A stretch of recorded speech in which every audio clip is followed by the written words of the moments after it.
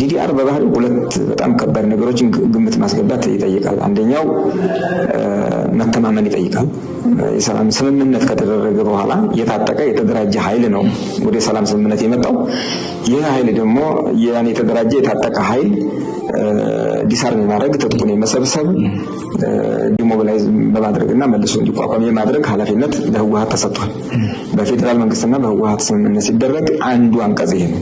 ተስማምተውበት ሁለቱም ፈራሚ አካላት የተግባቡበት ይሄ ነው።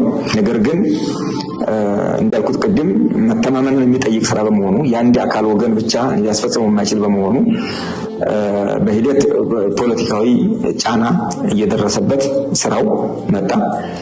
ከትግራይ አንጻር ሌሎች ቅድመ ሁኔታ የማስቀመጥ ነገር የመጣው ማለት ነው። ስለዚህ ሪሶርስ ዓለም አቀፉ ማህበረሰብ ነው የሚደግፈን። በዚህ ደረጃ ይሄን ሁሉ ሪሶርስ መንግስት ሊችለው አይችልም። ዓለም አቀፉ ማህበረሰብን ሀብት ሞቢላይዜሽን ላይ እንዲሳተፉ የማድረግ መንግስት ከፍተኛ እንትን አድርጓል። ከካዝናውም ብዙ ገንዘብ አውጥቷል።